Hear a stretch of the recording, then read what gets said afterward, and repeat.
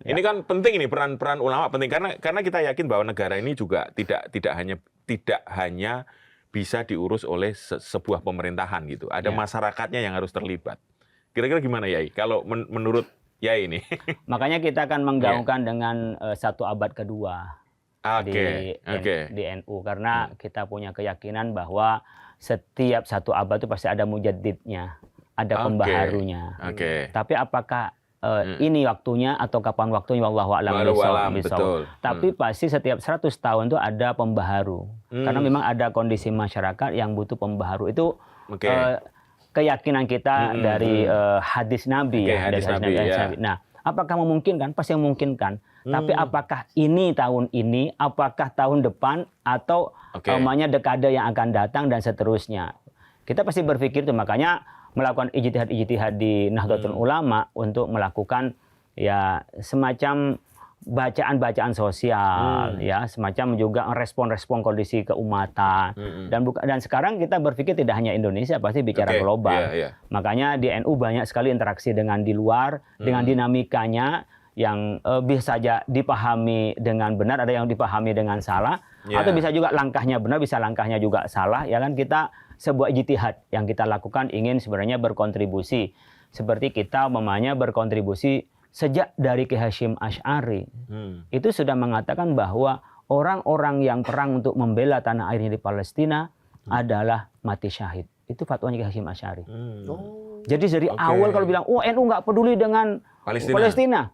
Ya bisa dibuka lah. Dokumennya di kita ada dokumen. Jadi Ki Hasyim Asy'ari pernah mengatakan itu? Mengatakan bahwa kita harus menolong pada orang-orang yang di Palestina. Orang-orang di Palestina itu adalah orang yang dianiaya. Dan itu ketika mereka membela tentang tanah airnya, mereka mati syahid. Itu Ki Hasyim mengatakan itu. Makanya kalau NU secara garis khitohnya tidak akan pernah keluar untuk membela Palestina. Selalu membela Palestina. Tapi nggak benar kalau dia bilang NU kayak nggak peduli sama isu Palestina. Orang kadang-kadang nggak bisa membedakan antara orang NU dan garisnya NU. Karena variannya banyak. Kadang-kadang kan influencernya itu kadang-kadang lebih kuat daripada strukturnya. Jadi ada orang yang punya pengaruh padahal nggak ada di struktur gitu kan. Dengan garis perjuangan mungkin di struktur tapi tidak dia di dalam garis perjuangannya. Kan bisa dilakukan. Kayak seperti pemerintahan, di dalam pemerintahan tidak mengikuti garis pemerintahan, bisa jadi. Dalam satu organisasi yang besar seperti NU, itu kan nggak mudah, gerbongnya kan panjang. Sangat besar. Besar, muncul macam-macam, itu baru muncul dari internal. Yang punya kepentingan dari eksternal kan banyak juga di NU. Nah, maksud saya, kita kalau bicara soal bagaimana sebuah garis perjuangan organisasi, kan kembali kepada garis-garis khitohnya, ADART-nya, kemudian kebijakannya itu. Tapi kalau ada kebijakan yang menyimpang, saya pasti ada lah. Pasti. Atau apa orang yang menyimpang ya pasti ada di setiap organisasi yang besar. Makanya kemarin kita ambil tindakan resmi kan seperti halnya di beberapa teman yang main ke Israel kan gitu. Ini kita ambil tindakan tegas secara organisasi.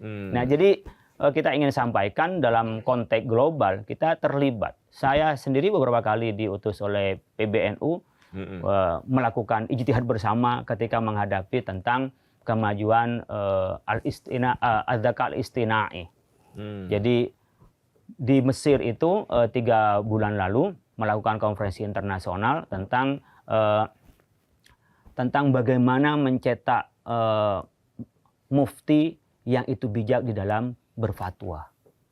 Sina atau Mufti Rashid fi asri dzaka al-istina'i itu temanya. Di kita itu diminta untuk menyampaikan makalah. Dan kita diminta untuk adalah bagian dari yang diperhitungkan tentang pikiran-pikiran dari Indonesia. Karena kan di Indonesia ini sebenarnya sangat dekat dengan pola pemikiran di Mesir. Di mana ajaran-ajaran agama itu sering berinteraksi dengan kebudayaan setempat dan perkembangan zaman itu. Itu sangat dihargai lah kita. Bahkan di sana punya teman-teman juga yang membantu untuk merumuskan bagaimana ulama itu menyikapi tentang perkembangan kecerdasan buatan ini, AI ini, artificial intelligence. Karena kan sekarang tren anak muda, Gen Z, itu jarang udah sekarang ini nanya sama Ustadz, nanya sama AI. Saya kemarin berangkat haji itu bareng dengan Gen Z, sepanjang jalan kalau ada masalah itu nanyanya sama AI. Jadi nanti dia bisa akidah dan syariahnya tuh, akidah dan syariahnya AI. Bisa benar, bisa salah. Betul. Sementara ada fungsi ustadz, guru yang itu adalah orang yang bisa menuntun lah kepada yang baik. Ini informasi pengetahuan iya, tetapi tidak bisa berguru dan menjadikan patokan untuk mencari kebenaran. Gitu. Ya, jadi minat Gen Z untuk jadi santri kayaknya perlu ditingkatkan lagi atau gimana, Yai? Ya memang ada pesantren kalau di kalangan kita seperti pesantren Sidogiri, pesantren Lirboyo, ya itu pesantren-pesantren yang memang tua punya pola, nggak usah berubah. Dia memang udah mulai dulu mencetak dengan model yang dikeluarkan oleh pesantren. Nah santri-santrinya ini kayak saya yang alumni Sidogiri, teman-teman yang alumni, kayak saya itu kan alumni dari Lirboyo. Nah, ya, seperti Kerapia, biarkan seperti pesantren itu yang sudah menghasilkan tokoh-tokoh nasional. Nah kita yang alumni bikin yang integratif, yang menyesuaikan dengan perkembangan zaman. Ya ada juga teknologinya, ada juga AI-nya. Nah tapi ini harus dilakukan oleh anak-anak yang sudah kuat secara ilmu agamanya. Sehingga mereka nggak terombang-ambing. Kalau saya mengkategorikan di pesantren saya itu dari SMP, SD tentu di rumah ya, penanaman tentang ilmu, tapi ketika SMP dia how to know. Bagaimana dia tahu. Mengapanya ya? Iya, harus tahu. Nah, kemudian ketika SMA dia how to do. Dia sudah mengartikulasikan dari ilmu yang punya. Dia sudah bisa pakai laptop, dia sudah pakai AI. Karena dia sudah punya dasar di SMP dan SD-nya. Ketika kuliah mereka how to be. Dia mau spesialis apa? Mau jadi apa dia? Nah, kerangka ini bisa dilakukan oleh pengembang pesantren berikutnya yang alumni pesantren ini. Alumni yang dari pesantren seperti Al-Khazini, Buduran itu, ya tidak perlu dibahas. Jombang, seperti Jombang pun bikin sendiri dia. MQ sendiri. Ya, yang khusus Al-Quran dan memang mengakomodir dari perkembangan zaman pola pendidikan. Tapi pendidikan yang lama tidak diubah. Karena tadi ingin mencetak yang memang mencetak ulama dan sudah terbukti dengan sistem dia bisa mencetak kader-kader yang berkarakter gitu. Mencetak kader karakter kan lebih sulit daripada mencetak orang pinter kan. Cetak orang bener sambil pinter itu nggak mudah loh. Itu. Biasanya yang bener ketika pinter itu menjadi nggak bener. Orang bener taruh satu tempat korupsi. Nah itu dia. Kiai, ini waktu juga akhirnya yang memisahkan kita. Kita akan tampil lagi nanti. Cuma ada satu pertanyaan terakhir dari saya.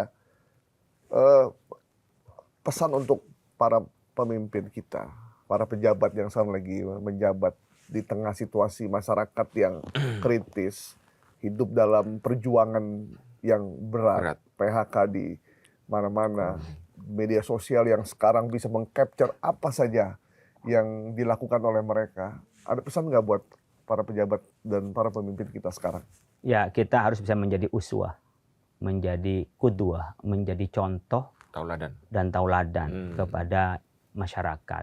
Yang terkecil kita sebagai bapak, sebagai ibu pasti harus menjadi contoh kepada anak-anaknya. Bukan hanya memberi contoh, contohnya itu, tapi dirinya jadi contoh. Ya kalau kita bicara media sosial, bisa nggak kita membatasi media sosial kalau kita ingin membatasi anak-anak kita yang kecil-kecil. Begitu juga kalau ngajari anak-anak kita sederhana, bisa nggak kita hidup sederhana gitu. Nah yang lebih tinggi namanya ke RT, RW, ya wali kota, namanya bupati, gubernur, dan sampai presiden. Semua kan harus bisa menjadi teladan. Ini mudah diucapkan tapi sulit dilaksanakan. Ini. Tapi dalam konteks yang kita sekarang ini kita memang harus punya kepekaan sosial ya. Jadi bolehlah orang kaya itu menikmati kekayaannya itu boleh saja. Jadi kalau ada orang beli mobil seharga 1 miliar, uangnya punya uang 1 triliun, itu kan mudah segitu, kecil gitu lah. Tapi bagi orang yang punya 100 juta aja susah, beli yang 1 miliar, kan itu maksain diri. Nah, memang kondisi kita ini mewah dan tidak mewah itu sangat relatif. Tetapi yang tidak boleh adalah pamer, flexing. Nah, di Islam boleh Pak memberikan kepada, menunjukkan kepada orang, ditunjukkan ketika itu ada pentingnya. Kalau nggak ada pentingnya itu dirahasiakan lebih baik daripada yang diumbar. Pentingnya kita malah yang bagus kalau kita punya kelebihan berbagi dengan yang lain. Oleh karena itu menurut saya dari pemimpin yang sekarang prihatin yang pertama adalah berkenaan dengan dekadensi moral anak kita yang tadi dengan media sosial. Anak-anak yang belum waktunya tahu itu udah tahu. Waktunya belum melihat mereka sudah melihat. Ini menurut saya harus menjadi perhatian kita semua. Biar kita nanti tidak menjadi lost generation ya, menjadi generasi yang tidak jelas ini kita mau apa. kepribadian kita apa. Itu harus kita pikirkan dari sistem pendidikan kita. Yang kedua tentunya kita jangan orientasi pada ekonomi semata. Memang ekonomi penting, iya. Tetapi jangan diukur bahwa keberhasilan dari semua pembangunan hanya dari ekonomi. Tapi juga bisa dilihat dari bagaimana perilaku, kepribadian, sosial, dan budaya kita juga adalah bagian dari keberhasilan kita. Kita akan ditunjukkan Indonesia adalah paling bahagia, tapi tidak paling kaya, tidak paling pintar, tapi paling bahagia. Kenapa? Karena kita punya budaya-budaya yang itu bisa lebih menenangkan. Coba kita ini di Jepang, mungkin banyak yang bunuh diri. Iya, betul. Nah ini kita harus disyukuri. Jadi kita jangan mengukur tentang Indonesia ini dari kacamata luar. Kacamata barat. Sebagai ya barat, mungkin timur maupun ya Arab dan seterusnya. Kita punya kepribadian sendiri. Betul. Di luar itu sebagai cermin saja, tapi tidak, kita harus ngikutin di daerah tertentu. Nah, bagaimana kita menjaga Trisaktinya Soekarno ini dalam konteks kita meneruskan dalam kehidupan sehari-hari dalam landasan beragama, tapi juga kita punya kepekaan sosial dan interaksi yang sehat di antara kita. Kayaknya kita harus bikin series ini, Mas. Sepertinya ya. Menarik. Oke. Baik, Yai. Luar biasa pencerahan hari ini.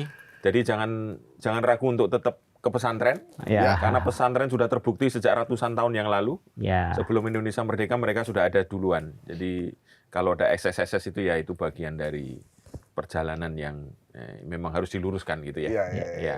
Gitu. Jadi, buat yang bertanya apa sumbangsih pesantren untuk Indonesia ya tadi udah jelas sekali. Udah jelas tuh tadi ya. Memang mereka tidak mau flexing, saya mau apa gitu kan. Santri kalau sudah melakukan pekerjaan untuk negara ya balik lagi ke pesantren. Ya. Nggak mau diekspos yang berlebihan gitu ya. Oke. Baik, terima kasih. Terima kasih, Yai. Sama-sama. Semoga sehat selalu. Amin ya rabbal Demikian alamin. Sobat Sindo, to the point kita saat ini. Sampai ketemu di to the point kita minggu depan. Bye-bye. Assalamualaikum warahmatullahi wabarakatuh. Waalaikumsalam warahmatullahi wabarakatuh.